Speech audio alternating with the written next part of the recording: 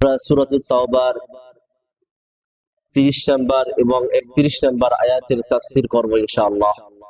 আল্লাহ রাব্বুল আলামিন বলেন, وقالت اليهود عزير بن الله وقالت النصارى المسيح ابن الله ذلك قولهم بأفواههم ضاهرون قول الذين كفروا من قبل قاتلهم الله أنى يؤفكون اتخذوا أحبارهم ورهبانهم أربابا من دون الله والمسيح ابن مريم وما أمروا إلا ليعبدوا إلها واحدا لا إله إلا هو سبحانه عما يشركون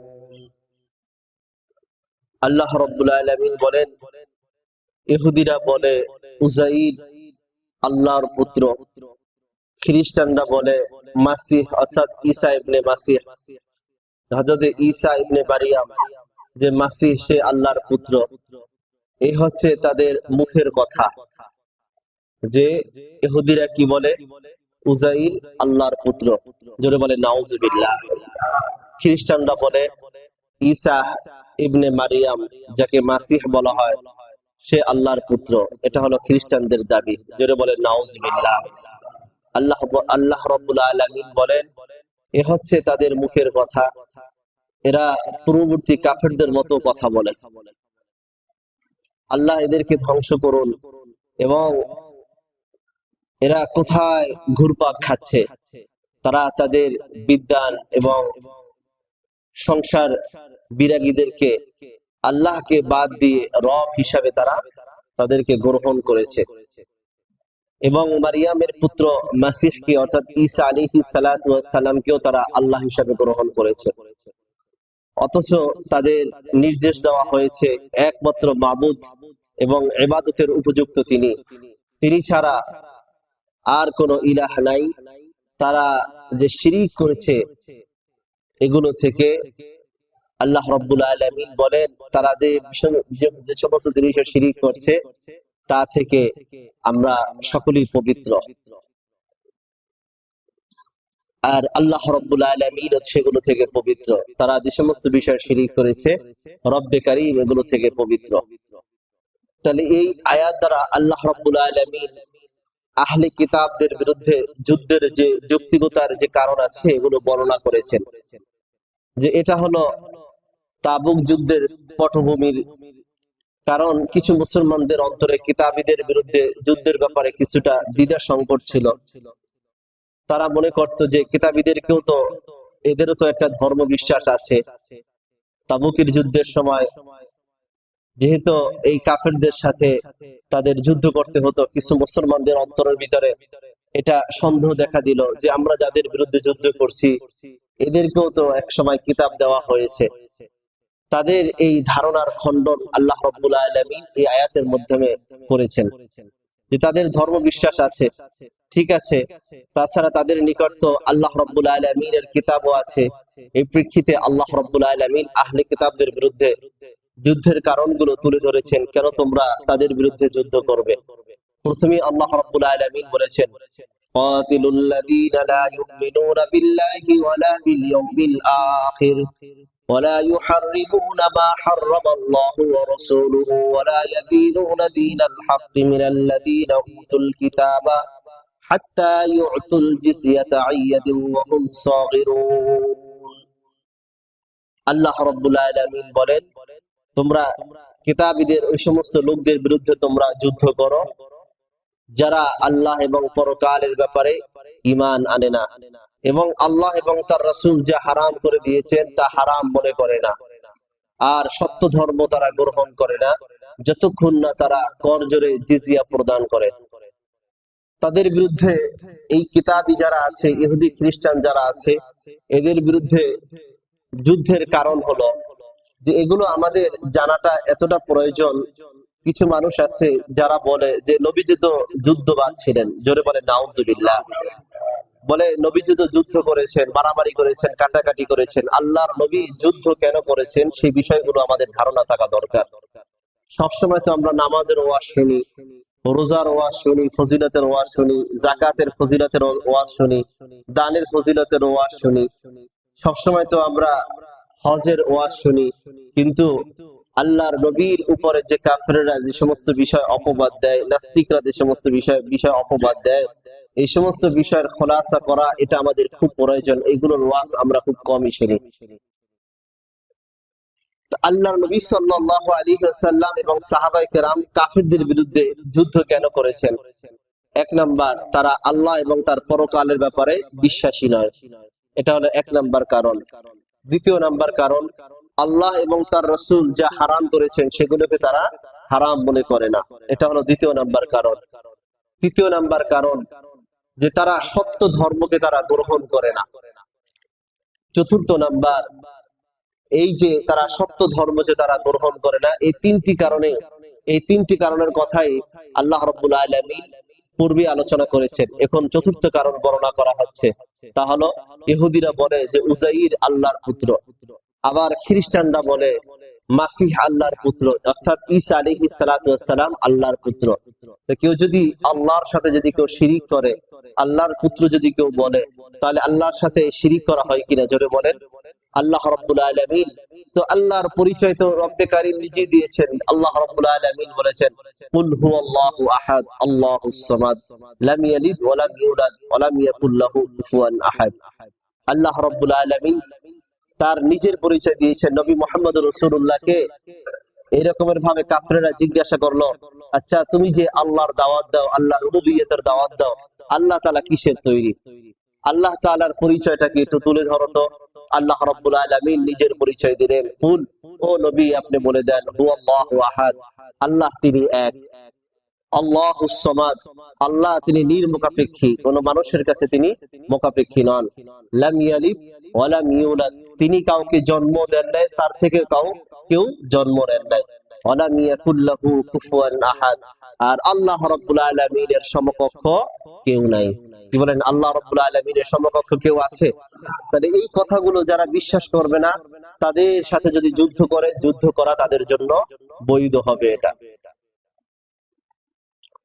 এই জন্য যেমন ইহুদিরা বলে উজাইর আল্লাহর পুত্র, আবার খ্রিস্টানরা বলে মাসিহ আল্লাহর পুত্র, তাহলে ইহুদি নামকরণ করা হয়েছে। এটা কেন? ইহুদিদেরকে কেন ইহুদি বলা হয়? হযরত ইয়াকুব আলাইহিস সালাতু ওয়াস সালামের একজন পুত্র ছিল, নাম ছিল ইয়াহুদা। কি নাম ছিল? ইয়াহুদা। ইউসুফ আলাইহিস সালাতু ওয়াস সালামের সৎ ভাই, যে নাম ছিল ইহুদা, এর নাম অনুসারে এদের বংশ থেকে তাদেরকে ইহুদি বলা হয়। ইয়াকুব আলাইহিস সালাতু ওয়াস সালামের কতজন সন্তান ছিল? 12 জন পুত্র ছিল। কতজন? 12 জন। পরবর্তীতে তারা 12টা গোত্রে তারা রূপ ধারণ করেছে, 12টা গোত্রে তারা বিভক্ত হয়েছে। যার নাম ছিল ইহুদা, ওই নামের দিকে নিসবত করে, নামের সাথে সম্পর্ক করে তাদেরকে ইহুদি বলা হয়। আর উজাইর ইবনে শারকিয়া, তিনি কে? যে উজাইর, তিনি হলেন যে একজন আলেম ছিলেন, বনি ইসরাইলের একজন আলেম ছিলেন।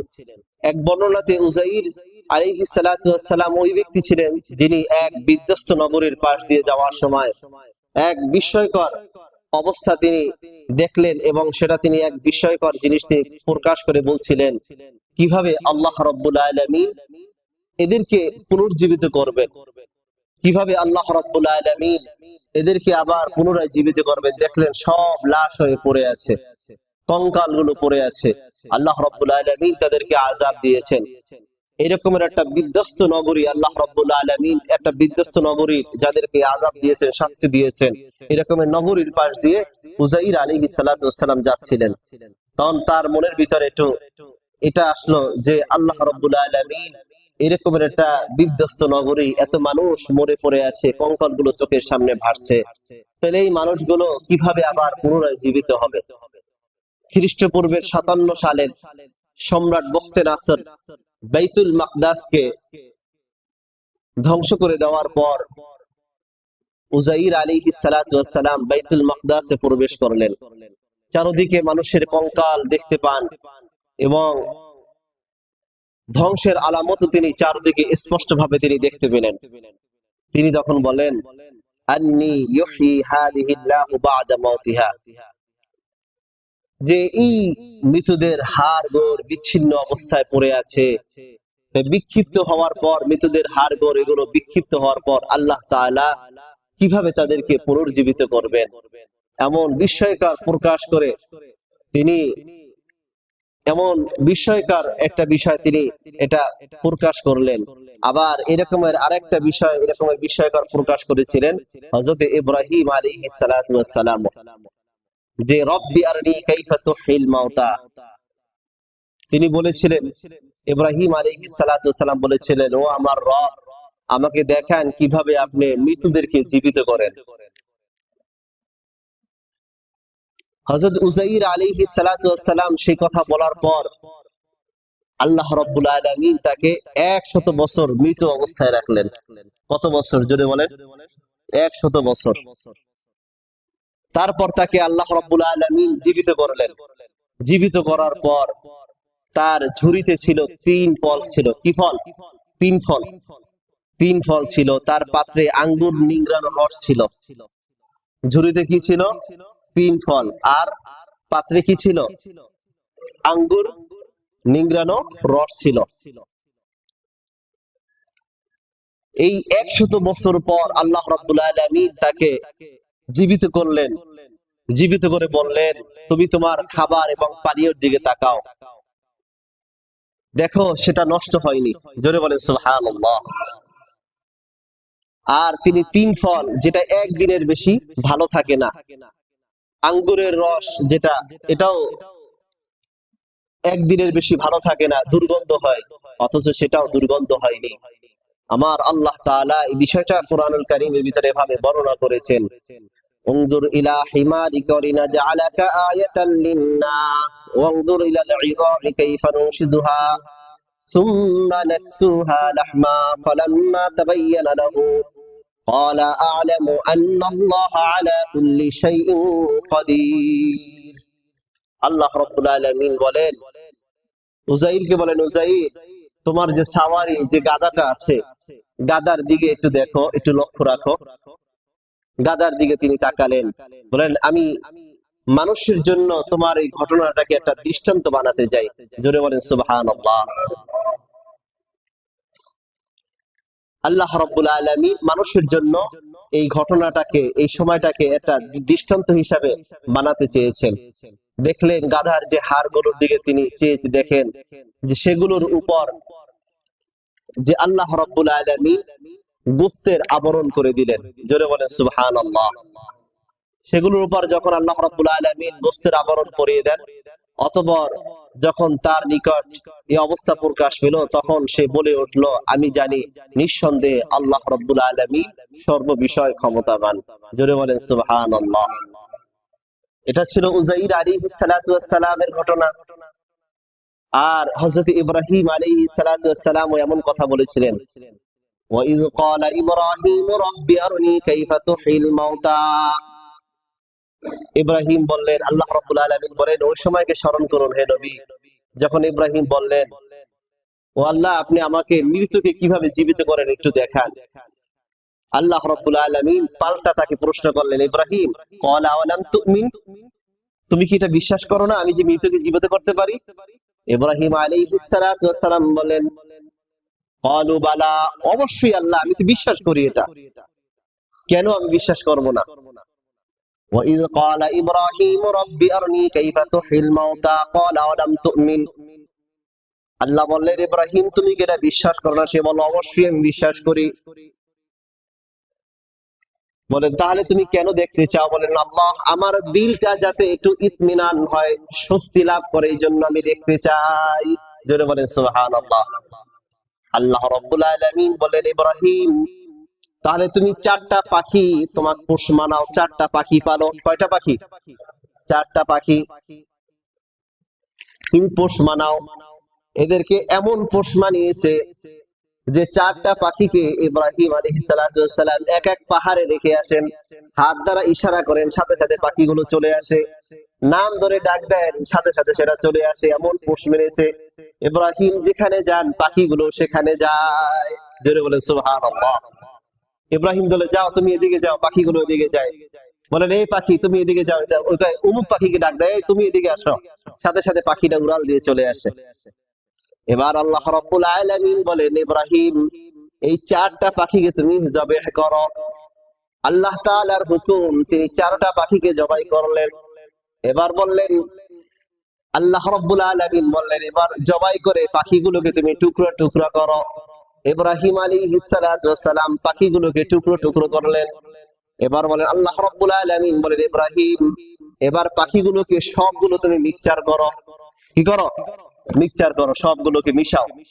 এবার বলেন, ওই পাহাড়ের উপরে কিছু অংশ রেখে আসো, ওই পাহাড়ের উপর কিছু অংশ রেখে আসো, ওই পাহাড়ের উপরে কিছু রেখে আসো, ওই পাহাড়ের উপর কিছু অংশ রেখে আসো।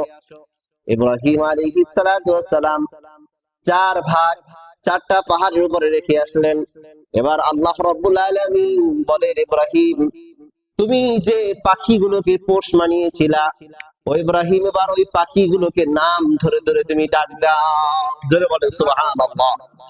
যখন তিনি নাম ধরে ধরে ডাক দিলেন, ওই পাহাড়ে যে নাম ধরে ধরে ডাক দিলেন, যে অংশের ভিতরে পাখির যতটুকু অংশ আছে সব মিলিত হয়ে যায়।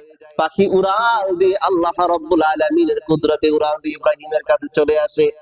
দ্বিতীয় পাখির নাম ধরে ডাক দেন, যে অংশে ওই পাখির যতটুকু অংশ মিশে আছে সব একত্রিত হয়ে যায়। পাখি উড়াল দিয়ে ইব্রাহিমের কাছে চলে আসে। তৃতীয় পাখিও এমন করে চলে আসে। চতুর্থ পাখিরও যে অংশে যতটুকু আছে সব একত্রিত হয়ে ইব্রাহিমের কাছে চলে আসে। জোরে বলেন সুবহানাল্লাহ। ইব্রাহিম বলেন, আল্লাহ, আপনি যে মৃত্যুর পরে যে মানুষকে জীবিত করবেন, আল্লাহ, আমার পরিপূর্ণ ইয়াকিন হয়ে গেছে, আমার দিলটা স্বস্তি হয়ে গেছে, দিলটা আমার শান্তিতে ভরে গেছে। আল্লাহ, আপনি আমাকে এটা দেখিয়ে দিলেন। জোরে বলেন সুবহানাল্লাহ। এই জন্য বর্ণিত আছে, বনি ইসরাইলের উপর যখন বিপর্যয় নেমে এলো, তখন তাদের আলিমরা তাওরাতকে মাটির নিচে তারা দাফন করে রাখলো। এরপর উজাইর আলাইহিস সালাতু ওয়াস সালাম পৃথিবী বিচরণ করে করে তিনি ইলম শিখতে বের হলেন। তাকে জিজ্ঞাসা করা হলো, হে উজাইর, আপনি কোথায় যাচ্ছেন? উত্তরে তিনি বললেন, আমি পৃথিবী ঘুরে ঘুরে ইলমে দ্বীন আমি অর্জন করব। তখন আল্লাহ রাব্বুল আলামিন তাকে বহুত কল্যাণময় জ্ঞান দান করেছিলেন এবং মুসা আলাইহিস সালাতু ওয়াস সালামের উপর যে তাওরাত অবতীর্ণ হয়েছিল তিনি তা মুখস্থ করেছিলেন। তিনি মানুষকে তাওরাত শিখাতেন। এভাবে কয়েক প্রজন্ম বিগত হয়ে যাওয়ার পর বখতে নাসরের বন্দিখানা থেকে যখন মুক্তি পাওয়ার পর কিছু আলেম বাইতুল মাকদিসের দিকে ফিরে গেলেন। যখন বাইতুল মাকদিসের দিকে ফিরে এলেন এবং মাটির নিচে লুকিয়ে রাখা যে তাওরাত কিতাব ছিল, এই কিতাব তারা উত্তোলন করলেন। দেখলেন যে উজাইর তিনি যে তাওরাত পাঠ করতেন, আর মুসা কালিমুল্লাহর সময় যে ওই বখতে নাসরের অত্যাচার থেকে বাঁচার জন্য যে কিতাব যাতে সে বিলুপ্ত করতে না পারে, এই জন্য যে তারা মাটির নিচে পুঁতে রেখেছিল ওই তাওরাতের মাঝে আর উজাইর আলাইহিস সালাতু ওয়াস সালাম যে তাওরাত পাঠ করতেন, এই তাওরাতের মাঝে কোনো পার্থক্য নাই। জোরে বলেন সুবহানাল্লাহ। তাই তারা বলতে শুরু করলো, যদি উজাইর এবার তাদের ভক্তি শ্রদ্ধা কিভাবে বেড়ে গেল, যতটুকু থাকা দরকার এতটুকুর ভিতরে থাকলে তো হতো। যখন দেখলো যে উজাইর এত জ্ঞানের অধিকারী যে তার মুখস্থ করা তাওরাত আর মুসার তাওরাতের মাঝে কোনো পার্থক্য নাই, তখন তারা অতি ভক্তি চোরের লক্ষণ যেমন কথা আছে, তারা তখন বলতে আরম্ভ করলো যে এই যে উজাইর এত যে কিতাব তেলাওয়াত করছে এর মাঝে আর মুসার তাওরাতের মাঝে কোনো পার্থক্য নাই। তখন ইহুদিরা বলতো, এই যে আল্লাহর পুত্র, এতে কোনো সন্দেহ নাই। জোরে বলে নাউজুবিল্লাহ। এই জন্য উজাইর ইবনে শারকিয়া বনি ইসরাইলের একজন বিশিষ্ট আলেম ছিলেন। ইহুদিরা তাকে আল্লাহর পুত্র হিসাবে অভিহিত করে, তারা শিরকে লিপ্ত হলো। আর নাসারারা, খ্রিস্টানরা বলে মাসিহ আল্লাহর পুত্র, ঈসা আলাইহিস সালাতু ওয়াস সালাম আল্লাহর পুত্র। নাসারাদেরকে নাসারা কেন বলা হয়? যে নাসারাদেরকে নাসারা কেন বলা হয় তা কি জানেন? যে নাসারাদেরকে নাসারা বলা হয় এই জন্য যে ঈসা মাসিহ আলাইহিস সালাতু ওয়াস সালামের যে শহর ছিল নাসেরা নামক একটি শহর, এই শহরের সাথে যে ঈসার অনুসারী যারা ছিলেন, যে এই অনুসারীরা নাসেরা নামক একটি শহরে তারা বসবাস করতেন, আর এই শহরের সাথে সম্পৃক্ত করি এই তার অনুসারীদেরকে নাসারা বলা হয়। তাই ঈসা আলাইহিস সালাতু ওয়াস সালামকে মাসিহ বলার কারণ কয়েকটা। যে ঈসাকে কেন মাসিহ বলা হয়, যে ঈসা আলাইহিস সালাতু ওয়াস সালামকে ঈসা না বলে মাসিহ কেন বলা হয়, তার একটা কারণ হলো আরবি ভাষায় সাহা ইয়াসিহু সায়াহাতান অর্থ হলো ভ্রমণ করা। আর ঈসা আলাইহিস সালাতু ওয়াস সালাম সর্বদা ধর্ম প্রচার কাজে তিনি ভ্রমণ করতে থাকতেন, কোথায় তিনি স্থির থাকতেন না। কোন ঈসা আলাইহিস সালাতু ওয়াস সালামের কোন স্থায়ী কোন ঘর বাড়ি ছিল না, তাই তাকে মাসিহ বলা হয়, যিনি কি ভ্রমণরত অবস্থায় থাকবেন। এটা হলো এক নাম্বার কারণ। দ্বিতীয় নাম্বার কারণ, তাকে মাসিহ বলার, ঈসা আলাইহিস সালাতু ওয়াস সালামকে মাসিহ বলার কারণ আরেকটা হলো যে তার পায়ের তলাটা সমান ছিল। আমরা যেমন পায়ের তলা থেকে দিলে একটা বাঁকা থাকে, তার পায়ের তলাটা এমন ছিল না, এটা সাধারণভাবে সমান ছিল। তো সাধারণভাবে মানুষ পায়ের তলার যেমন একটা ঢেউ থাকে, আর তার পায়ের তলা এমন ঢেউ ছিল না, তাই তাকে মাসিহ বলা হয় বা মামসুহ বলা হয়, যে ঢেউবিহীন। তৃতীয় নাম্বার কারণ, মাসিহ বলার আরেকটা কারণ হলো মাসাহা ইয়ামসাহু মাসহান অর্থ হলো স্পর্শ করা, ছোঁয়া। আর ঈসা আলাইহিস সালাতু ওয়াস সালাম তার একটা মুজিজা ছিল এমন যে তিনি যদি কোনো জন্মন্ধ ব্যক্তিকে যদি তার চোখের ভিতরে যদি স্পর্শ করতেন, সাথে সাথে তার চোখ এই অন্ধত্ব এটা ভালো হয়ে যেত। জোরে বলেন সুবহানাল্লাহ। ঈসা আলাইহিস সালাতু ওয়াস সালামের আরেকটা তার মুজিজা ছিল, যদি তিনি কোনো কুষ্ঠ আক্রান্ত কোনো রোগীকে তিনি স্পর্শ করতেন, সাথে সাথে তার কুষ্ঠ রোগটা ভালো হয়ে যেত। তাহলে এই যে তিনি স্পর্শ করতেন, এই দিকে সম্পৃক্ত করে তাকে মাসিহ বলা হয়। আবার কেউ কেউ এটাও মত দিয়েছেন মাসিহকে মাসিহ বলার কারণ এটা বর্ণনা করেছেন যে তার মাঝে কালের বিবর্তন ধারার চিহ্ন এটা বিদ্যমান ছিল, এই জন্য তাকে মাসিহ বলা হয়। আবার কেউ এটাও বলেছেন যে তাকে মাসিহ এই জন্য বলা হয়, মাসিহ শব্দের অর্থ হলো সৌন্দর্য। মাসিহ শব্দের অর্থ কি জানেন? সৌন্দর্য। হযরত ঈসা আলাইহিস সালাতু ওয়াস সালাম আরবদের সৌন্দর্যের প্রতীক হবেন। তিনি শেষ জামানায় আকাশ থেকে নেমে আসবেন, ঈসা আলাইহিস সালাতু ওয়াস সালাম, এবং তার আগে ইমাম মাহাদির আবির্ভাব হবে। তিনি দামেস্কের জামে মসজিদের পার্শ্বে অবস্থিত সাদা মিনারে তিনি অবতরণ করবেন। দুইজন ফেরেশতার কাঁধের উপরে ভর দিয়ে, বাহুতে ভর দিয়ে তিনি নামবেন। তার মাথা অবনত করলে তার চেহারা থেকে ঘাম ঝরবে। মাথা যখন তিনি অবনত করবেন, তার চেহারা থেকে ঘাম ঝরতে থাকবে। অতঃপর তিনি দাজ্জালকে তিনি ধাওয়া করবেন। মুসলিম শরীফের এক বিস্তারিত বিবরণ উল্লেখ করা হয়েছে, বর্ণিত আছে দাজ্জাল মক্কা আর মদিনা, এই মক্কা আর মদিনায় এখানে সে প্রবেশ করতে পারবে না। তাহলে মক্কা আর মদিনা, তহাবি শরীফের বর্ণনাতে আছে যে বাইতুল মাকদাস ছাড়া পৃথিবীর সর্বত্র সে যাবে, তবে মদিনার প্রতিটি পথে ফেরেশতারা পাহারায় নিয়োজিত থাকবে। দাজ্জাল মদিনার নিকটবর্তী হলেই প্রচন্ড ভাবে ভূমিকম্প আরম্ভ হয়ে যাবে। মদিনার সকল যে রাস্তাঘাট যেগুলো আছে, মদিনার সকল আবর্জনা অপবিত্রতা তাতে দূর হয়ে যাবে যখন এই ভূমিকম্পটা হবে। আর দাজ্জাল মদিনার নিকটে পৌঁছলে এক ব্যক্তি মদিনা থেকে বেরিয়ে এসে বলবে, আমি সাক্ষ্য দিচ্ছি তুমি দাজ্জাল, তোমার সম্পর্কে রাসূলুল্লাহ সাল্লাল্লাহু আলাইহি ওয়াসাল্লাম ভবিষ্যৎবাণী করে গিয়েছেন। দাজ্জাল তখন তাকে দ্বিখণ্ডিত করে ফেলবে, যে তলোয়ার দিয়ে আঘাত করে দ্বিখণ্ডিত করে ফেলবে। অতঃপর তাকে পুনরায় জীবিত করবে। দাজ্জাল বলবে, এই তুমি জীবিত হও, সাথে সাথে সে জীবিত হয়ে যাবে। জীবিত হয়ে লোকটি বলবে, আল্লাহর শপথ করে আমি বলছি যে তোমার এই যে তুমি কর্মকাণ্ড যেটা ঘটালা, এটা আমার ঈমান আরো বৃদ্ধি পেয়েছে, আমার ঈমান আরো মজবুত করে দিয়েছে। সুতরাং আখির জামানার দাজ্জাল যে তুমি, এতে কোনো সন্দেহ নাই। এরপর দাজ্জাল তাকে হত্যা করতে চাইবে, কিন্তু আর হত্যা করতে পারবে না, কারণ দাজ্জালকে আল্লাহ রাব্বুল আলামিন সেই ক্ষমতা আর দেন নাই। একজন মানুষকে সে একবার হত্যা করতে পারবে, দ্বিতীয়বার আর হত্যা করতে পারবে না, তাকে জীবিতও করতে পারবে না। প্রথমবার হত্যা করে তাকে জীবিত করতে পারবে, কিন্তু দ্বিতীয়বার আর তার পক্ষে কি সম্ভব না, আল্লাহ রাব্বুল আলামিন তাকে ক্ষমতা আর দিবেন না। তো হযরত ঈসা আলাইহিস সালাতু ওয়াস সালাম আকাশ থেকে অবতরণ করে বাইতুল মাকদিসের দিকে তিনি গমন করবেন।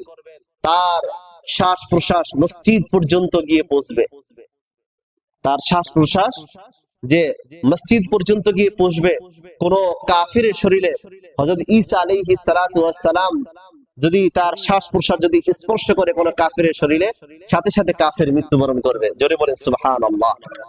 তো বাইতুল মাকদিসে গিয়ে তিনি দেখবেন ইমাম মাহদী আলাইহিস সালাতু ওয়াস সালাম ইসলামী বাহিনী নিয়ে, বিশাল এক বাহিনী নিয়ে তার অপেক্ষায় আছেন। ইমাম মাহদী সরে আসবেন, ঈসা আলাইহিস সালাতু ওয়াস সালামের বাহিনীর নেতৃত্ব তিনি ওই বাহিনীর নেতৃত্ব গ্রহণ করবেন। জোরে বলেন সুবহানাল্লাহ। এই জন্য সর্বসম্মত মত হলো ইমাম মাহদী আলাইহিস সালাতু ওয়াস সালাম আত্মপ্রকাশ করবেন। ইমাম সুয়ুতি ও এবং কাত্তানি সহ অনেকের এই মত পোষণ করেছেন। এই কারণে হারাম শরীফে সেদিন বিপর্যয় ঘটবে। সৌদি রাজ পরিবারের বিরুদ্ধে যারা বিদ্রোহ করেছিল, তাদের এক ব্যক্তির নাম ছিল মোহাম্মদ ইবনে আব্দুল্লাহ। কি নাম ছিল? মোহাম্মদ ইবনে আব্দুল্লাহ। সৌদির রাজ পরিবারের বিরুদ্ধে সে বিদ্রোহ ঘোষণা করেছিল, তার নাম ছিল মোহাম্মদ ইবনে আব্দুল্লাহ। তো শয়তানের ধোকায় বিদ্রোহীরা মনে করতো যে আসলে এই ইমাম মাহাদি। হারাম শরীফের ঘটনায় সেই যুবক যখন সে নিহত হলো, তখন মানুষজন নিশ্চিন্ত হলো যে আসলে সে ইমাম মাহাদি নয়। বিদ্রোহীরা তারা সত্যপন্থী তারা ছিল না, কারণ ইমাম মাহাদি তো বিশাল বাহিনীর শীর্ষে নেতৃত্বে থাকবেন, বাইতুল মাকদাস তিনি বিজয় করবেন এবং হত্যা ইত্যাদি ভবিষ্যৎবাণী তার সম্পর্কে রাসূলুল্লাহ সাল্লাল্লাহু আলাইহি ওয়াসাল্লাম এটা স্পষ্ট বর্ণনা করে গিয়েছেন। এবং ইমাম মাহাদি আলাইহিস সালাতু ওয়াস সালামের টার্গেট থাকবে যে বাইতুল মাকদিস এটাকে বিজয় করা। আপনি দেখবেন আফগানিস্তানের যারা তালেবানরা আছে, এরা যে আফগানিস্তান ইমারাতে ইসলাম কায়েম করেছেন, তার মানে কিন্তু তারা ক্ষান্ত নাই যেমন আমাদের মতো খাওয়া দাওয়া করছে আর ঘুমাচ্ছে, বিষয়টা কিন্তু এমন না। এদের কিন্তু টার্গেট যে আমরা বাইতুল মাকদিসকে আমরা বিজয় করব। কি বলেন? তারা বলে কি বলে না? আবার দেখেন সুদানের ভিতরে আল কায়দা, তারা যে এই লড়াই করতেছে ওই কাফেরদের সাথে, তাদের কিন্তু তারা বলে না যে আমরা শুধু সুদানের মধ্যে ইমারাত ইসলাম কায়েম করব। তারা কিন্তু এখনই বলতেছে যে আমরা বাইতুল মাকদিস যতক্ষণ পর্যন্ত জয় না করবো ততক্ষণ পর্যন্ত আমরা ক্ষান্ত হব না। জোরে বলেন সুবহানাল্লাহ। তা ইমাম মাহাদি আলাইহিস সালাতু ওয়াস সালাম তিনি যে অবতরণ করবেন, যে ইমাম মাহাদি আলাইহিস সালাতু ওয়াস সালাম, আল্লাহ নবী সাল্লাল্লাহু আলাইহি ওয়াসাল্লাম বলেছেন যে ইমাম মাহাদি যখন দুনিয়াতে আগমন করবে, ইমাম মাহাদির হাতকে একটা কালো পতাকাবাহী দল, একটা কালো পতাকাবাহী খোরাসানের একটা কালো পতাকাবাহী দল তাদের ইমাম মাহাদির হাতকে শক্তিশালী করবে। জোরে বলেন সুবহানাল্লাহ। তাহলে এই খোরাসান থেকে কালো পতাকাবাহী দল কারা? যে হাদিসের দিকে গবেষণা করলে দেখা যায় তালেবানরা এর ভিতরে আছেন, এই হাদিসের আওতার ভিতরে পড়েন। যে তালেবান আল কায়দা যারা আছেন, যারা কোরআন সুন্নাহকে যথাযথভাবে যারা ফলো করেন, যে এরা এর ভিতরে এই হাদিসের আওতায় তারা পড়েন। তাহলে তারা ইমাম মাহাদির বাহিনীকে তারা শক্তিশালী করবে। এই জন্য একমাত্র পৃথিবীর ভিতরে যদি সত্যিকারের কোনো মুসলমান যদি থাকে, তাহলে একমাত্র তারাই আছে। আর আমরা যারা আছি তন্ত্র মন্ত্রের পিছনে যারা ঘুরি, আমরা আছি কিসের মধ্যে? ধোঁকার মধ্যে আছি। কিসের মধ্যে পড়ে আছি? ধোঁকার মধ্যে পড়ে আছি। কারণ আল্লাহর নবীর তরিকাকে বাদ দিয়ে আপনি অন্য মানুষের তৈরি করা তরিকার ভিতরে আপনি যতই নাজাত খুঁজেন, উম্মতের নাজাত কোনোদিন হবে না।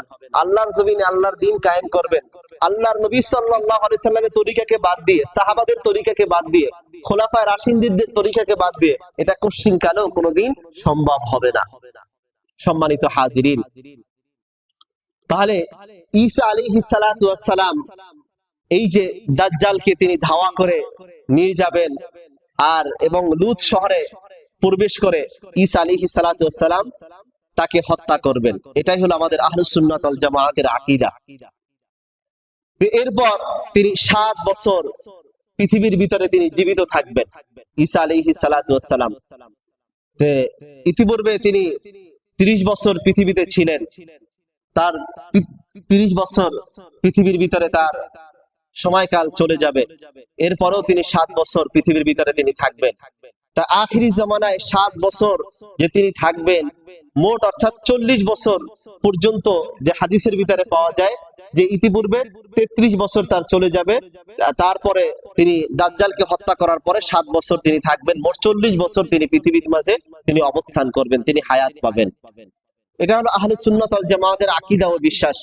হযরত ঈসা আলাইহিস সালাতু ওয়াস সালামকে জীবিত অবস্থায় আকাশে তুলে নেওয়া হয়েছে, আর তিনি এখনো আকাশের ভিতরে তিনি জীবিত আছেন।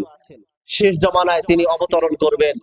শেষ জমানায় সেই 7 বছর যে তিনি সমস্ত যে জমিনে তিনি ইমারাত ইসলামা তিনি কায়েম করবেন, খেলাফত ব্যবস্থা যিনি তিনি কায়েম করবেন, আর তার খেলাফতকালে আল্লাহ রাব্বুল আলামিন কি পরিমাণ বরকত দিবেন, যে কি পরিমাণ বরকত, আসমান এবং জমিনে যত বরকত আছে আল্লাহ রাব্বুল আলামিন সব বরকত ঢেলে দিবেন। জোরে বলেন সুবহানাল্লাহ। যে আকাশের সকল কল্যাণ আল্লাহ রাব্বুল আলামিন অবতরণ করবেন, আর ইসলাম আবার তার শক্তিশালী শক্তি নিয়ে, এটা তিনি সর্বোচ্চ শক্তি নিয়ে তিনি প্রতিষ্ঠিত করবেন। কোন কাফির কোন শক্তি তার ভয়ের কারণ হবে, কোন কাফের কোন শক্তি তার সামনে মাথা তুলে দাঁড়াতে পারবে না, কোন কাফের কোন পরশক্তি তার ভয়ের কারণ হবে না। জোরে বলেন সুবহানাল্লাহ। সর্বত্র মুহাম্মদ রাসূলুল্লাহ সাল্লাল্লাহু আলাইহি সাল্লামের রিসালাত তিনি প্রতিষ্ঠিত করবেন। নবীজি যে দিন নিয়ে এসেছেন এই দিনকে তিনি প্রতিষ্ঠিত করবেন। তাহলে ঈসা আলাইহিস সালাতু ওয়াস সালাম এসে আল্লাহর নবীর দিন প্রতিষ্ঠিত করবেন। তাহলে আপনারা আমার কি দায়িত্ব নাই এই দিন প্রতিষ্ঠার জন্য চেষ্টা করা? কি বলেন, আছে কিনা? তিনি পৃথিবী থেকে যত রকমের কুরশেড আছে এগুলো সব তিনি ভেঙে ফেলবেন, জিজিয়া কর আরোপ করবেন, শুকরকে তিনি হত্যা করবেন, যত শুকর আছে পৃথিবীতে এগুলো সব হত্যা করবেন, এবং একটি বেদনাবাহ মানুষের ক্ষুধা নিবারণের জন্য যে সচেষ্ট হবেন, তার জমানায় একটা মানুষও ক্ষুধার্ত থাকবে না। জোরে বলেন সুবহানাল্লাহ। বেদনার যে আল্লাহ রাব্বুল আলামিন এত পরিমাণে বরকত দিবেন তার শাসন আমলে, যে একটা বেদানা, একটা ডালিম, একটা বেদানা, একটা আনার এত বড় হবে যে কয়েকটা পরিবার একটা বেদানা গ্রহণ করতে পারবে, তারা ভরপুর পেট ভরে তারা খেতে পারবে। জোরে বলেন সুবহানাল্লাহ। মুসলিম শরীফের এক হাদিসে আছে, দাজ্জাল পৃথিবীতে এক দ্বীপে শৃঙ্খলা অবস্থায় রয়েছে, শিকল দিয়ে বাঁধা অবস্থায় রয়েছে। যে হাদিসে রয়েছে, যে হাদিসটি বর্ণনা করেছেন তামিম দারি রাদিয়াল্লাহু তাআলা আনহু, তিনি তখন খ্রিস্টান ছিলেন, শামে বসবাস করতেন। তাহলে ইসলাম গ্রহণ করার পর নবীজি সাল্লাল্লাহু আলাইহি ওয়াসাল্লামের নিকট যখন তিনি আগমন করলেন, নবীজির কাছে তখন তিনি গেলেন, যে নবীজির নিকট অনেক ঘটনা তিনি বর্ণনা করলেন। দাজ্জালের ঘটনাও তিনি নবীজি সাল্লাল্লাহু আলাইহি ওয়াসাল্লামের নিকট বর্ণনা করেছিলেন, বলছিলেন যে তারা একবার এক জাহাজে আরোহণ করে যাচ্ছিলেন, ঘটনাক্রমে জাহাজটি ভেঙে গেল। তো ভেঙে যাওয়ার পর তারা তখন একটি দ্বীপে গিয়ে উঠলেন, আর তারা সেখানে দেখলেন লোম আকৃতির, বড় বড় লোম আকৃতির একটা প্রাণীকে সেখানে তারা দেখতে পেলেন, তাদের কাফেলাটা দেখতে পেল। প্রাণীটি তাদের সাথে কথাও বলল। যখন প্রাণীটা তাদের সাথে কথা বলল, এতে তারা একটু আশ্চর্য হয়ে গেলেন, বিস্মিত হয়ে গেলেন। কি ব্যাপার, প্রাণী আমাদের সাথে কথা বলে, কিভাবে মানুষ ছাড়া অন্য প্রাণী এভাবে কথা বলতে পারে? তারপর প্রাণীটি তাদেরকে বলল, ওই যে একটা গির্জা দেখা যাচ্ছে, তোমরা ওখানে যাও, সেখানে একজন লোক আছে, তোমরা ওখানে যাও, তার সাথে গিয়ে তোমরা কথা বলো। তারা সেখানে গেলেন, দেখলেন একজন লোক হাঁটু থেকে বুক পর্যন্ত শিকল দিয়ে বাঁধা। লোকটি তাদেরকে জিজ্ঞাসা করলো, আরব দেশে কি কোনো নতুন নবীর অভ্যুত্থান ঘটেছে কিনা, কোনো নবী আবির্ভাব হয়েছে কিনা? উত্তরে তারা বলল, না, আমাদের তো আসলে জানা নাই। সে নবীর খবর তখন জানে না। লোকটা জিজ্ঞাসা করলো যে তোরা এই তবারিয়া সাগরের অবস্থা কেমন, তা কি শুকিয়ে গেছে নাকি শুকায়নি? তারা বলল, না, এখনো সেটা শুকায়নি। এবার আবার ওই শিকলে আবদ্ধ লোকটা জিজ্ঞাসা করলো, বিসানের খেজুর বাগানের খবর কি, যে তা কি এখনো ফল দিচ্ছে? বিসান এটা ফিলিস্তিনের একটা অঞ্চলের নাম। তারা বলল, হ্যাঁ, তা এখনো ফল দিচ্ছে। এই ধরনের আরো অনেক প্রশ্ন করলো। কারণ এগুলো কিয়ামতের আলামত। বর্ণিত আছে যে ইয়াজুজ মাজুজ বের হবে, তারা তবারিয়া সাগর অতিক্রম করবে, তারা সব পানি পান করে ফেলবে। তাদের অবস্থাটা এমন হবে, তারা যখন সমস্ত পানিগুলো পান করে ফেলবে তখন তাদের মনে এমন হবে, তাদের পিছনে যারা থাকবে যে সাগরের পানি পান করে ফেলবে, তাদের অবস্থা এমন হবে পিছনের লোকেরা মনে করবে যে আসলে এখানে কোনো পানি ছিল না। কি ছিল না? কোনো পানি ছিল না, পিছনের লোকরা এটা মনে করবে। তারা এই বিশাল এলাকার খেজুর বাগানের ফল তারা খাবে, তারপর থেকে তারা সেই বাগানের আর এরপর থেকে তারা আর এই বাগানে তার আর কোনো ফল হার হবে না। তারা ইয়াজুজ মাজুজ ওই বাগানের খেজুর খাওয়ার পর থেকে। তাহলে আমরা বলছিলাম যে দাজ্জাল সম্পর্কে বিশ্বাস রাখা, তেমনি ভাবে হযরতে ঈসা আলাইহিস সালাতু ওয়াস সালাম সম্পর্কে ওই বিশ্বাস রাখা যে তিনি দামেস্কের জামে মসজিদের পূর্ব প্রান্তে সাদা মিনারায় ফেরেশতাদের বাহুতে ভর দিয়ে আকাশ থেকে তিনি নামবেন। আর এই দুটি বিষয় আহলে সুন্নাত ওয়াল জামায়াতের বিশ্বাসের অন্তর্ভুক্ত। এই বিষয় হাদিসে দলে দলে লোকে লোকে এটা বিভিন্ন পর্যায়ে এটা এসেছে। খ্রিস্টানরা বলে যে ঈসা আলাইহিস সালাতু ওয়াস সালাম এটা আল্লাহ তাআলার পুত্র, জোরে বলে নাউজুবিল্লাহ। কিন্তু কি বিস্ময়কর ব্যাপার, কিভাবে তিনি আল্লাহ রাব্বুল আলামিনের পুত্র হবেন এই সম্পর্কে আল্লামা ইবনুল কাইয়্যুম তার রচিত গ্রন্থ সুন্দর এবং চমৎকার একটা কবিতা লিখেছেন, যার সারমর্মটা হলো এই। তিনি বলেন, হে ঈসা মাসিহ আলাইহিস সালাতু ওয়াস সালামের পূজারীরা শোনো, তোমাদের একটা প্রশ্ন, তোমাদের কাছে একটা প্রশ্ন আছে। যে ব্যক্তি এই প্রশ্নটি বুঝবে আমরা তার নিকটের উত্তর চাই। যদি মানুষের হাতে ইলা নিহিত হয় তাহলে তারা তাকে হত্যা করে ফেলে, তাহলে সে তো ইলা হতে পারে না। যে তাদের দাবি তো যে তারা ঈসা আলাইহিস সালাতু ওয়াস সালামকে শুরুতে চড়িয়ে হত্যা করেছে, তাহলে সে যদি ঈসা যদি ইলাই হয়, যদি তোমাদের মাবুদ খোদাই হয়, তাহলে ইলা আবার মানুষের হাতে কিভাবে নিহত হতে পারে? প্রশ্নটা জটিল না? যে একজন খোদা সে মানুষের সাথে কি নিহত হতে পারে? মানুষ কি তাকে হত্যা করতে পারে? খোদাকে কি কেউ মারতে পারে?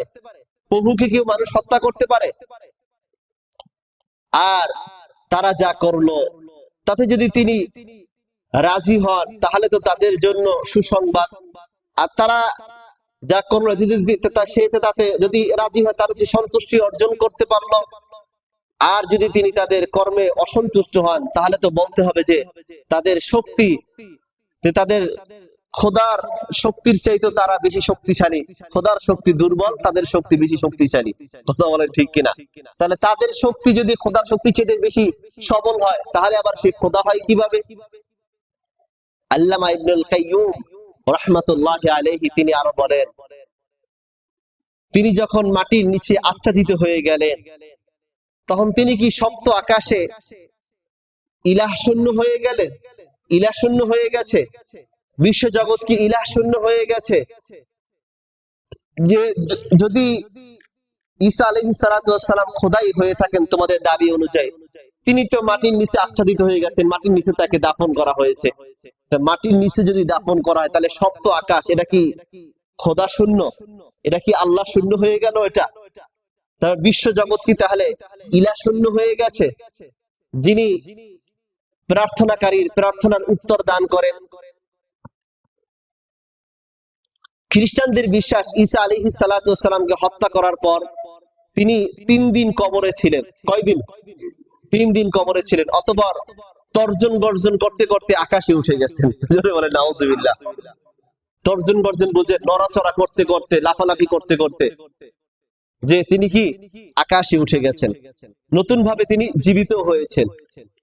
তাই আল্লামা ইবনুল কাইয়্যুম প্রশ্ন করেছেন, ওই 3 দিনকে এই নিখিল বিশ্বকে কে পরিচালনা করেছেন? কে মানুষের প্রয়োজন পূর্ণ করেছেন? যে 3 দিন তিনি কবরের নিচে দাফন অবস্থায় ছিলেন। মানলাম যে তোমাদের 3 দিন পরে তর্জন গর্জন করে আকাশে উঠে গেছেন, নতুন করে আবার তিনি পুনরায় জীবিত হয়েছেন। তাহলে যে 3 দিন তিনি ছিলেন না, ওই 3 দিন মানুষকে কে রিজিক দান করেছেন? তাহলে মানুষের প্রয়োজন কে পূর্ণ করেছেন? আর তিনি মাতৃগর্ভ থেকে অন্ধকারের মাঝে 9 মাস তিনি অবস্থান করেছেন। আর তার খাদ্যের রাজস্ব কে দিয়েছে? এটা তিনি মারিয়াম আলাইহিস সালাতু ওয়াস সালাম, মারিয়াম আলাইহিস সালাতু ওয়াস সালামের গর্ভে ছিলেন না তিনি 9 মাস? তাহলে 9 মাস যে ছিলেন, তাহলে এই 9 মাস তাকে কে রেখেছেন? এবং তার খাবার তার মায়ের গর্ভে কে দিয়েছেন? মাতৃ উদর বিদীর্ণ করে দুর্বল ক্ষীণ অবস্থায় নবজাতক শিশু অবস্থায় যে তিনি জন্ম লাভ করেছেন, তখন তার মুখ ছিল খোলা। তখন তার মুখ ছিল কি? খোলা। তিনি খান পান করেন, তারপর তার আকৃতি প্রাকৃতিক যে সমস্ত প্রয়োজন আছে সেগুলো তিনি পূরণ করেন। তাহলে এগুলো কি খোদার বৈশিষ্ট্য হতে পারে? এগুলো কি কোনো মাবুদের বৈশিষ্ট্য হতে পারে? জোরে বলেন। তাদের কাছে এটা প্রশ্ন। এরপর আল্লামা ইবনুল কাইয়্যুম তিনি বলেন, আল্লামা ইবনুল কাইয়্যুম রাহমাতুল্লাহ আলাইহি কুরশের সম্পর্কে বলেন, প্রকৃতপক্ষে এটাই অভিশপ্ত কুরশ, যখন তাকে দেখবেন আপনি ওটাকে পতাঘাত করছেন, আবার চুমুও খাচ্ছেন। সমস্ত সৃষ্টির রবকে এত অপমানিত করা, এটাকে পা দিয়েও লাথি মারছে, আবার চুমুও খাচ্ছে, অথচ তুমি তার ইবাদত করছো। নিশ্চয়ই তুমি এই কুরশদের তুমি অন্তর্ভুক্ত, যে আল্লাহ রাব্বুল আলামিন সঠিক ইলাহকে তুমি আসলে চিনতে পারো না। এটা মানুষের বানানো খোদা, এগুলো এটা সত্যিকারের ইলাহ কোনোদিন এটা হতে পারে না। এজন্য আমরা আলোচনা করতেছিলাম দাজ্জাল সম্পর্কে। দাজ্জাল সম্পর্কিত হাদিস, এটা মুসলিম শরীফে ফাতেমা ইনতে কাইস থেকে বর্ণিত হয়েছে। হাদিসের বিবরণ হলো এমন যে একদা রাসূলুল্লাহ সাল্লাল্লাহু আলাইহি সাল্লাম সাহাবায়ে কেরামদেরকে একত্রিত করে বললেন, এই লোক সকল, তোমরা কি জানো কেন আমি তোমাদেরকে একত্রিত করলাম? আল্লাহর শপথ করে বলছি, আমি তোমাদেরকে কেন আশার বাণী এবং ভীতিকর কিছু শোনানোর জন্য একত্রিত করিনি, বরং আমি তোমাদেরকে একত্রিত করার কারণ হলো তামিম দারি তিনি একজন খ্রিস্টান ছিলেন, খ্রিস্টান একজন পাদ্রী ছিলেন, খ্রিস্টান একজন আলেম ছিলেন। আমার নিকট সে এসে বায়াত গ্রহণ করেছে, সে মুসলমান হয়েছে। জোরে বলেন সুবহানাল্লাহ। আর সে আমাকে এমন সব ঘটনা শুনিয়েছে যে আমি তোমাদেরকেও যে দাজ্জাল সম্পর্কে যা যা বর্ণনা করতাম তার বক্তব্যের সাথে সব সামঞ্জস্যপূর্ণ হয়ে গেছে, মিলে গেছে। জোরে বলেন সুবহানাল্লাহ। বর্ণনা করেছে সে লাগাম এবং জাজাম গোত্রের 30 জন লোকদের সাথে এক সমুদ্র যানে তিনি আরোহণ করলেন। সমুদ্রের তরঙ্গমালা 1 মাস পর্যন্ত তাদের অজানা পথে ভাসিয়ে নিয়ে গেল, কারণ তাদের যে যানটা ছিল, নৌযানটা ছিল, এটা নষ্ট হয়ে গিয়েছিল। তখন তাদেরকে এরকমের 1 মাস পর্যন্ত তাদেরকে ভাসিয়ে নিয়ে যেতে থাকলো। যখন এভাবে ভাসিয়ে নিয়ে যেতেছিল, এরপর সূর্যাস্তকালে তারা একটি দ্বীপে তারা নোঙ্গর করলো। সামুদ্রিক যানের ছোট নৌকা করে তারা দ্বীপে অবতরণ করলো। যখন স্বাভাবিক লোম বিশিষ্ট একটা প্রাণীকে তারা দেখে তারা আশ্চর্য হয়ে গেল, এবং লোমের কারণে তাদের অগ্র পশ্চাৎ তারা কোনো কিছুই তারা চিনতে পারেনি, এত পরিমাণে ওই লোম ছিল। ওই প্রাণীটার এত পরিমাণে লোম ছিল যে তাদের আগ পিছ কিছুই, সামনে পিছ কোনো কিছুই দেখা যাচ্ছিল না।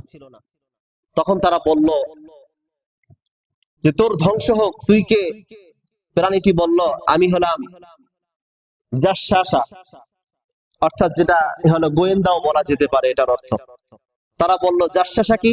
প্রাণীটি বলল, লোক সকল, এই যে গির্জাটি দেখতে পাচ্ছ, এর মাঝে অবস্থিত লোকটির নিকট যাও, সে তোমাদেরকে সংবাদ জানতে খুব আগ্রহী, তোমাদের খবর জানতে খুব আগ্রহী। প্রাণীটি আমাদের নিকট একজন লোকের কথা বললে আমরা ভীত হয়ে পড়লাম, ভাবলাম তাহলে কি সে শয়তান? তারপর আমরা দ্রুত গির্জায় গিয়ে প্রবেশ করলাম। দেখে আমরা বিস্ময় ভরা চোখে দেখি যে আমাদেরকে দেখা, আমাদের জীবনে দেখা সব থেকে বিশাল আকৃতির একজন মানুষ। শিকলে তাকে বেঁধে রাখা হয়েছে, তার হাত দুটো ঘাড়ের সাথে পায়ের সাথে পেঁচিয়ে গোড়ালির মাছ দিয়ে লোহার শিকল দিয়ে বাঁধা, এভাবে তাকে বাঁধা হয়েছে। আমরা বললাম, ছি, তোমার একই অবস্থা। লোকটি বলল, তোমরা আমার খবর জানতে পারবে, আগে বলো তোমরা কারা। আমরা বললাম আমরা আরবের কিছু লোক, একটি সামুদ্রিক যানে করে সমুদ্রের পথে যাচ্ছিলাম। যখন আমরা সমুদ্রের পথে যাচ্ছিলাম, হঠাৎ সমুদ্রের মাঝপথে আমাদের চলাচল যে যানটা এটা নষ্ট হয়ে গিয়েছে। তাই আমরা এই দ্বীপে আমরা নোঙ্গর করলাম এবং এই ছোট নৌকায় করে দ্বীপে অবতরণ করলাম। আমরা বহু লোক বিশিষ্ট একটা প্রাণী সাক্ষাৎ পেলাম। লোমের কারণে তার সামনে পিছ অগ্র পশ্চাৎ কোনো কিছুই চেনা যায় না।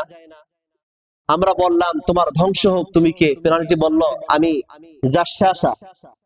আমরা বললাম জাসসাসা কি? প্রাণীটি বলল যে তোমরা এই যে গির্জাটি আছে তার মাঝে অবস্থিত লোকটির নিকট যাও, সে তোমাদের সংবাদ জানতে খুব আগ্রহী। আমরা দ্রুত তোমার নিকট এলাম। আমরা তার ব্যাপারে ভীত ছিলাম। আমরা ভাবলাম যে সে শয়তান। লোকটি বলল তোমরা আমাকে জিসানের খেজুর বাগানের সংবাদ দাও। আমরা বললাম তার কোন অবস্থা তুমি জানতে চাও? লোকটি বলল আমি জিজ্ঞাসা করছি তার বৃক্ষ সম্পর্কে, খেজুরগুলো কি এখনো ফল দেয়? আমরা বললাম হ্যাঁ, এখনো সেগুলো ফল দেয়। লোকটি বলল শুনে নাও, শীঘ্রই সেই ফল আর দিবে না।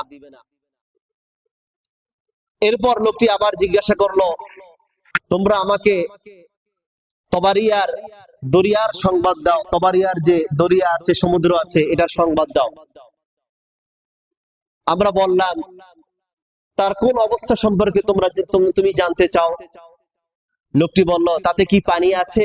আমরা বললাম হ্যাঁ, তাতে প্রচুর পানি আছে। এবার লোকটি বলল খুব শীঘ্রই তার পানি শেষ হয়ে যাবে। এরপর লোকটি আবার প্রশ্ন করলো তোমরা আমাকে জোর ঝর্ণার সংবাদ দাও। আমরা বললাম তার কোন অবস্থা তুমি জানতে চাও? লোকটি বলল ঝর্ণার কি পানি আছে এখনো?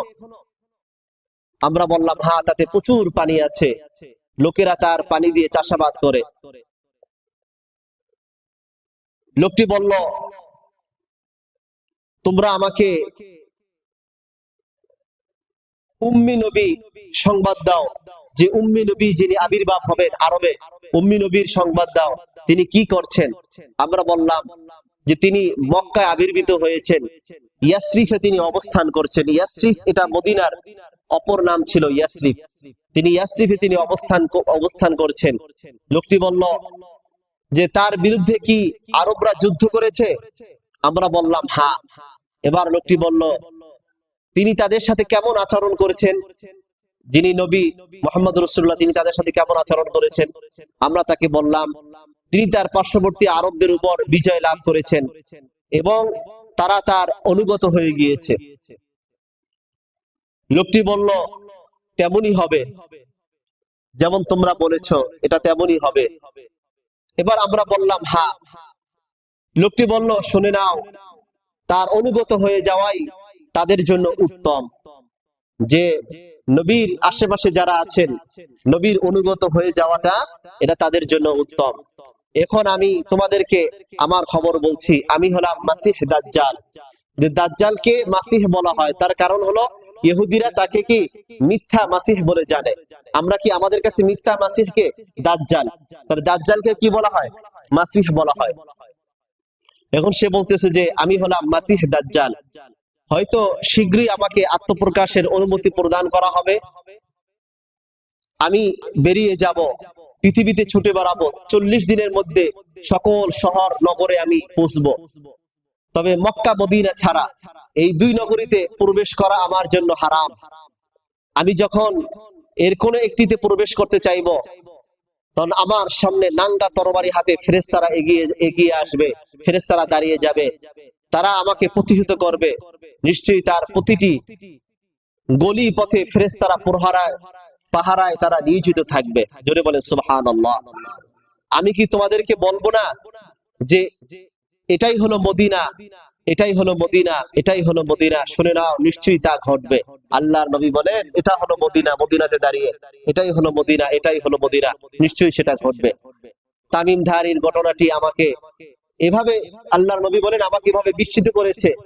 নিশ্চয়ই ঘটনাটি আমি তোমাকে দাজ্জাল এবং মক্কা এবং মদিনা সম্পর্কে যা বলতাম তার সাথে এটা মিলে গেছে। শুনে নাও, তা শামের সমুদ্রে যে ইয়ামানের সমুদ্র রয়েছে এবং তা পূর্ব দিকে রয়েছে। শামের সমুদ্রটা কোথায়? ইয়ামানের এখানে সমুদ্র রয়েছে, যেটা যে ইয়ামানের সমুদ্র রয়েছে এটা তা পূর্ব দিকে রয়েছে ইয়ামানের। কিছু লোক আছে যে তারা অতি উৎসাহী হয়ে তারা সত্য মিথ্যা যাচাই না করে বলে যে 30 দিনের এই 30 কোণ বিশিষ্ট এক বিশেষ জায়গায় দাজ্জাল রয়েছে, বা ত্রিকোণ বিশিষ্ট এক জায়গায় বারমুদার নিকট অবস্থিত যে জায়গাটা, এই জায়গার বৈশিষ্ট্য হলো বিমান বা অন্য কোনো কিছু এর উপর দিয়ে উঠতে গেলে অদৃশ্য হয়ে যায়। বারমুদা এটা দক্ষিণ আমেরিকা একটা জায়গার নাম। তো এখানে দাজ্জাল রয়েছে। এটা এই সম্পর্কে আসলে এটা সঠিক নয়। এটা আমরা যতটুকু জানতে পারি, কোথায় আছে কিভাবে আছে এটা একমাত্র আল্লাহ রাব্বুল আলামিন এটা ভালো জানেন। এটা হলো আমাদের আহলুস সুন্নাত ওয়াল জামাতের আকীদা। তবে আমাদের উচিত হলো এটা যে এই সমস্ত জিনিস, যত শেষ জমানার যে সমস্ত আলামত গুলো আছে, এগুলো থেকে আমাদের বেঁচে থাকা, গুনাহগুলো থেকে আমাদের বেঁচে থাকা, কিয়ামত সম্পর্কে আমাদের সতর্ক হওয়া। আল্লাহ রাব্বুল আলামিন যেন আমাদের সবাইকে তৌফিক দান করেন। ওয়া মা তৌফিকি ইল্লা বিল্লাহ।